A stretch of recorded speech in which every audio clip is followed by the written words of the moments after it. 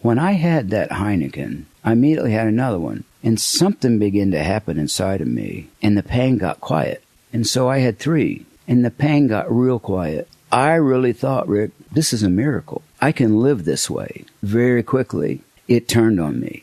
It got a hold of me. Now I had put myself in prison again with this substance that lied to me. For the first time, singer Russ Taff opens up about his pain, struggles, and addiction in a 2-part interview that is real, vulnerable, and incredibly transparent. It's a beautiful testimony of God's redemption and grace. It's part 1 of my 2-part interview with Russ Taff. Up next on The Rick Altizer Show. From Nashville, Tennessee, Music City, USA, and the home of hot chicken, it's The Rick Altizer Show. Sit back, buckle up. Rick will talk with the movers, shakers, and creators who put Christ in Christian entertainment. He's a man who's clear so the world can hear. Here's Rick Altizer. Well, today I'm very excited about the guest I have on my show. He's won 6 Grammy Awards, 18 Dove Awards. I don't know what you do with 18 Dove Awards. And most recently, he was voted the RC Cola King in Bell Buckle, the RC Cola Moon Pie Festival. That's one of his greater accomplishments. Yes. From Bell Buckle, Tennessee, I'd like to welcome Russ Taff to the show. Russ, welcome. Hi, Rick. It's good to see you, man. It's great to see you. Thank you for doing the show today. Thank you. Man, we're here in Bell Buckle, Tennessee. It's a beautiful place. So I want to know, what do you do with 18 Dove Awards? Well, right now they're collecting dust in a box, I think, somewhere. But I have a few of them here, but most of them are just kind of tucked away. I heard someone once say they make great toilet paper holders. Door stops, all kinds of stuff you can do with them. I thought that was great. They used it to put toilet paper on. Just kind of put it in perspective there, you know. Yeah. So for those 3 people out there who don't know who Russ Taff is, Russ is a singer who, as I said, has won multiple awards. Started out with the kind of made his jump to the Imperials, and then from there as a solo recording artist. And I like to refer to you as one of the 4 pillars of Christian music. You've got Amy, Michael W., Stephen Curtis, and Russ Taff. So I'm honored to be with one of the pillars today. Well, thank you, Rick. That's awful sweet. And one of the big highlights of his career was when he recorded a song I produced. Yeah. Dozens of people heard that song.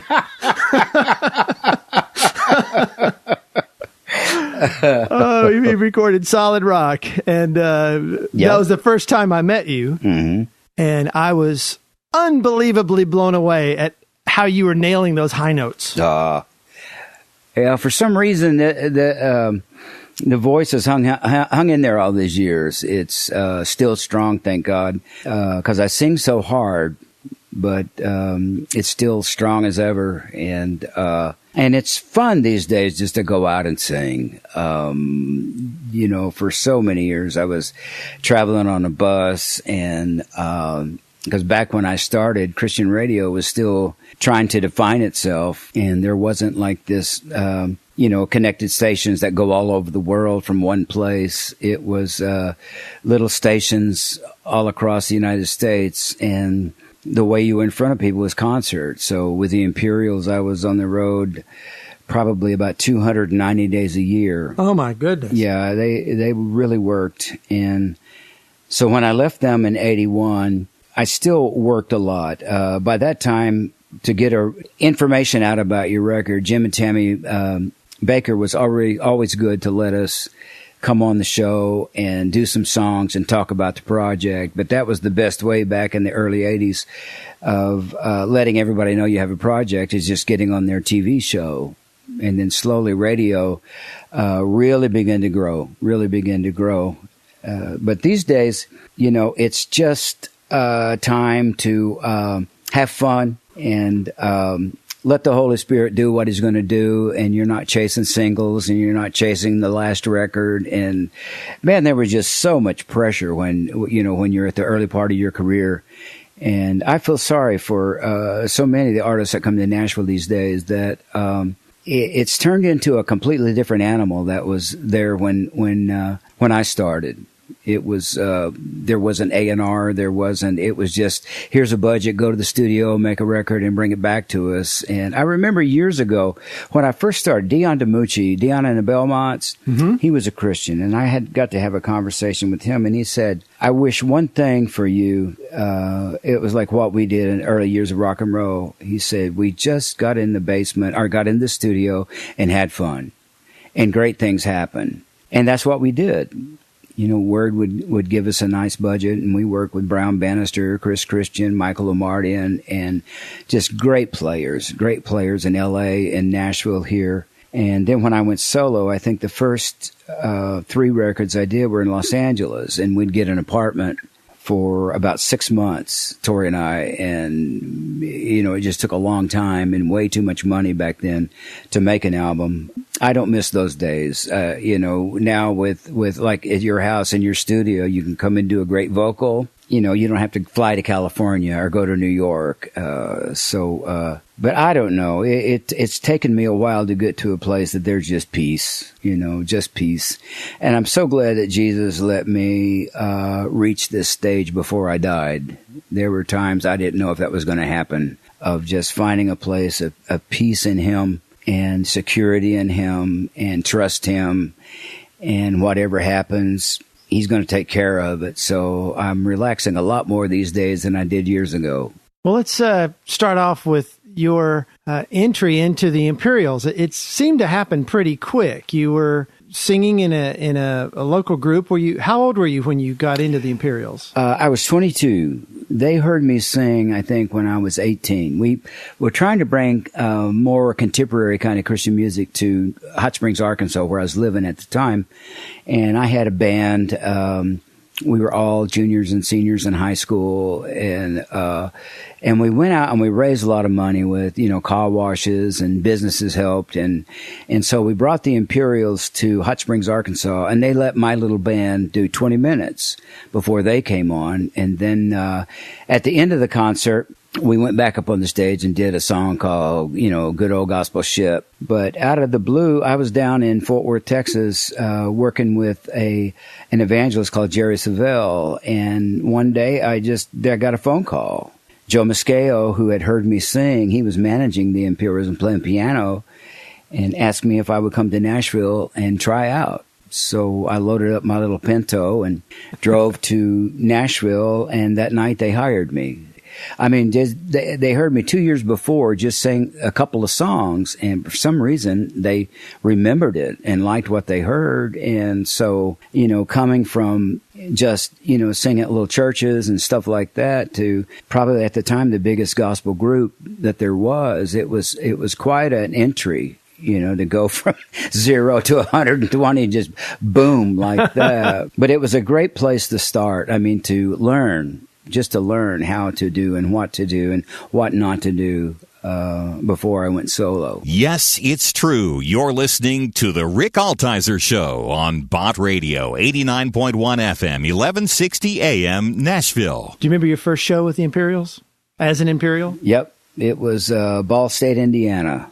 And I remember it because Dave Will had been in the group maybe 6 months, and they had a big Imperial sign, and one of the rope things that was holding it broke, and so the Imperial sign would just swing and back and forth. So I remember that. How many people were at that show? I think there was 4,000. It was the first show. So we're going from... I'm in a group with my high school friends doing some Southern gospel and doing some things around in Arkansas. Right. And I go from that to 4,000 people. And then the hits start coming. Praise the Lord. And I love the song Forgiven, which is that Earth, Wind, and Fire kind of groove. You know, was that, did Michael Omartian produce that one? Michael produced that song. Yeah, so a top-notch hit-making producer. So coming from Arkansas to all of a sudden this whole other world, what was that like? What was that experience like? I mean, it was hard to comprehend at first because I'd never been on a bus, a 40-foot bus with 11 people. And, you know, it's real close quarters. that was hard to adjust to, just being that many people on a bus and traveling all the time. But we didn't have children, and so Tori was able to travel with me. And that was fun. She and I, for 15 years, we decided to wait to have kids. So it was an adventure. We, were all over the country with the Imperials. And then when I went solo, there was 10 years of us just traveling to Europe, going to Australia. It was just a grand, big adventure, with, when you're a kid, you don't know how to pray for those things. You just would pray, God, I just want to serve you and be used by you. And then all of a sudden, it's just boom, so fast, you're out there. But the hard thing about it is when there is being a young man and being raised in trauma, a lot of trauma, and you don't really know who you are. You just know there's pain in your heart and you love Jesus, and there's great pain. The question's so big and pain so great that you don't know if it can ever be healed. And so you just push it to the background like it never happened and try to live your life. But it pops up in different things. I could lose my temper very fast. And Tori would be looking at me, why did you get so mad so fast? But there were so many things inside me that was unresolved, and a lot of anger, just a whole lot of anger. And I was still a Christian. I loved Jesus, but it was a pretty damaged heart being raised in a Christian home with a father who was a very charismatic preacher, but also an alcoholic. And so one year you would be in church and then he would relapse. And we wouldn't go to church for like 5 or 6 months. And it was really hard on me because I tried to play sports. I have 4 brothers. I tried to play sports. I wasn't that good at it. And I wasn't real smart in school. But what I could do, Mama taught me how to play guitar when I was 11. So I would work up songs. And because it was such a small church, maybe 30 people, there was always time to sing. And so they would let me sing. And that was my world, is just learning songs and then singing. And then by the time I was 15, trying to write songs and sing those, it was very confusing when your father is telling you one thing and then not being able to do it and falling. And when he was in there, he would preach so hard against his own demons. And that old line God that he served was not very kind and was very judgmental and hard. And no matter what you did, it wasn't enough. And so was he supportive of your talents? No. I mean, it took him a while, and because he loved bluegrass music, that was his favorite thing. And, we had, for entertainment, all we had was Mama's record collection because, with our house, there was no television and no radio, no newspapers, no magazines, and even limited to what we could do in school because that was partaking of the world. And, you would have to negotiate, can I wear shorts? And the girls had it harder than the boys because of dresses, but it was just an old line culture that was kind of waiting for Jesus to come back. And so I began to get outside that bubble even when I was younger. And my father was a jealous man. He had to be the center of attention. Me and my brothers never had birthday parties. Mom and Dad both worked, and it took them, and we were still below the poverty line just at that.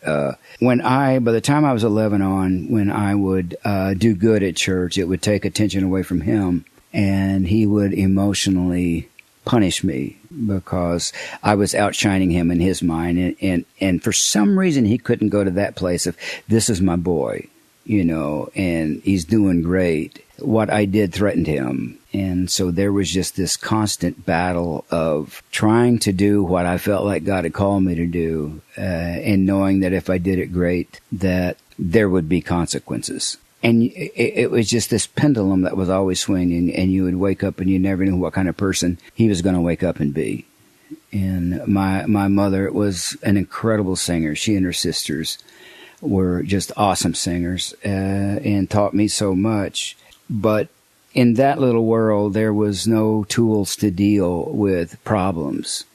And you would try to pray or fast and pray them away, and they wouldn't go away. Maybe every once in a while there would be this great deliverance, but 99% of the time, there was just a room full of people with great problems. They didn't know what to do with it. You know, there was times that I remember several of my kinfolks that something would happen, and even though they went to church together, they didn't talk to each other for 20 years. You know, there was just that kind of, there was no understanding of grace. There was no understanding, and they could quote you scriptures. I mean, they would embarrass me now with how many scriptures they know and what they can quote, but most of them are gone now. But it's confusing as a young man when you're not rewarded for what you do. You are punished, and you go out into this world really insecure because nobody, if they told you they did good, they wouldn't tell you that because they're afraid you get the big head. And I've heard that so many times. And so you would perform and you didn't know, how you did, and no one would tell you. And so I began to kind of gauge myself with what gift I had, if I was able to accomplish what I wanted to. And my heart's desire was that the Holy Spirit would just do something while I sang. And a lot of times he would do something inside of me that would keep drawing me forward, just keep drawing me forward amidst the chaos. And my mother was so tied up into my father that I think me and my brothers, we were just kind of lost to the whole situation. And she was trying to survive. Her marriage was just falling apart all around her. It was just uncomfortable. And my older brothers got out as quick as they could. Two of my older brothers went to Vietnam when they were 18. One went, and then 2 years later, my other brother went to Vietnam, and they never came home. I mean, it was like, I don't want to go back into that, even though they moved back home. I'm trying to find the words to express how confusing this whole time is. And in your heart, you love Jesus so much. I did. I mean, I have memories of when I was 13 and my dad had relapsed real big and they voted him out. And my uncle came to me, 12, 13, and he said, "Russ, now this means you can't come here either." And I said, "Well, Uncle, I didn't do anything wrong." And he said, "I know, but you're not welcome here anymore. And this is my relatives." And it broke my heart, that Christians would associate me with that guilt and that shame. And it was like transferred guilt and shame on me. And people from that little church wouldn't talk to me anymore. And that's all I knew. Like I said, I wasn't a bright student. So all I had was just, I could sing. When I sang, I felt his pleasure. And you don't tell anybody what goes on inside the family, and that was the big no-no. You don't talk to people and tell them what's going on inside your family. And one of the worst whippings I ever got in my life is because I told one of my little friends that my parents had an argument, and my mother found out about it and just went crazy on me. You don't tell anyone what goes on inside your family. You just don't tell anyone what goes inside your family. And I don't know how deep to go in all of this because there are things that I would rather not talk about that were damaging, very damaging. Abusive. Yeah. More physically than more, not sexual incest, but there was what they call covert, where one parent turns to the child and begins to confide in them because you can't talk outside the family. Mm-hmm. And so from 11 years old, there were times that I was giving information that 11-year-olds should not get. Mm-hmm. But that parent needed to talk. I wasn't able to tell anybody. And so this information was given to me, and you just have to sit there with it. What does an 11-year-old do with that? Mm-hmm. You may lose your home. I may leave and we can't pay our bills this month because Dad can't work. He's drunk. I mean, all of this stuff going on, and you're such a young man. I mean, there's nothing in you that can deal with that kind of information. It terrifies you, absolutely terrifies you. And so when they told me I couldn't come to that church anymore, but my mother had a key. And this started, I guess, when I was 12. But when everybody was gone, church service was over, that I couldn't go to, and I couldn't talk outside the family. But I would go down to that church like at 11 o'clock at night, and I would sneak in. And boy, when you're a kid, a dark church is scary. But I would turn a little lamp on that was close to the podium, and I would kneel down at the altar and just talk to Jesus. And I would tell him how scared I was and that I really needed him because I didn't know what to do. And it was night after night after night after night I would sneak in there and just talk to him. Sometimes I would stay there for hours because it felt safe. Mm-hmm. And then my older brothers were gone by the time I was 14, and so the responsibility of a whole lot of things fell on me. And unfortunately, growing up in that kind of trauma, you lose your childhood. You know, you're at 12 years, 11 years old, 10 years old, that your childhood's over, and you're having to make decisions because your parents can't. There's just too much pain going on and too much discord. So you don't know what to do, and you're scared of the world because the world had just ripped you apart, and then you put God in the middle of it. But taking all of this stuff and taking it into your adult life and into your ministry, and you feel like you're split down the middle because you would walk up on the stage and you're one person and you're a servant of God and you talk about him because you love him and you sing about him and you preach about him, and then you walk off of that stage into chaos in your own mind and with feelings that you don't have a clue how to deal with. And see, I'm 62, so it's been quite a while back, but there wasn't all of this therapy that we have today and all of this great knowledge of how to deal with broken kids and hurt kids.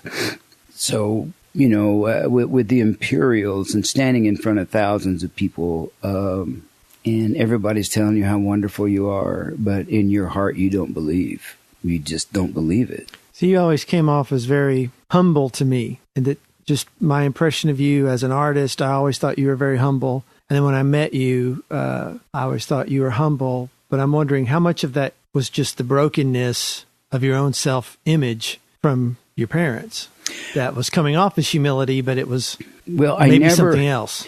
I was never arrogant. I mean, I was happy to be wherever I was. I was happy for any success that I had, but I didn't trust it. And the one thing I've always been I've been a lover and I've been kind, and because I want people to do that for me. And so I plant that seed, and I do it all the time, that they will give it back to me.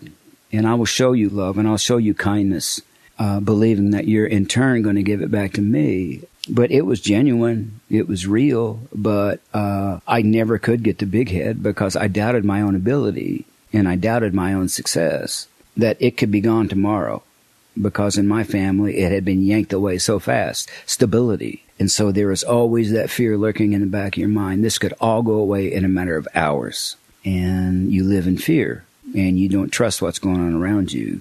Were you angry? I was incredibly angry. I was angry at God for letting this happen. And I was angry at my parents, and I was angry at the church I grew up in, because nobody rescued me. And they didn't even know how to rescue me. Did you feel ripped off that I finally made success? I'm singing in front of thousands of people. I'm finally getting there. What everybody says you want. And it wasn't an answer either. We were one of the first Christian groups to ever play live on the Grammys.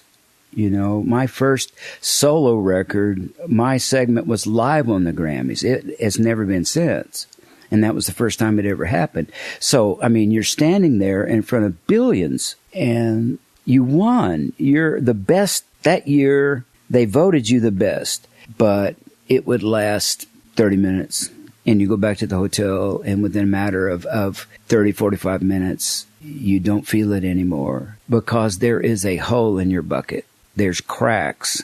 And no matter how much people would pour into it, it would quickly just drain away. And because Tori tried so much to pour into my bucket, to love me and to care for me, but that time I had no idea what love was. I was so, I want to say God was involved with me marrying her, but I was incredibly lucky too, that this woman that I didn't know at the time was such an incredible loving, kind person that would fight for me, when I couldn't even fight for myself. And that she would walk into this hell to bring water, to bring a pillow, to just bring comfort when she could and when I'd let her. And you celebrate 40 years of marriage. October. This year? This year, 40 That's years. Awesome.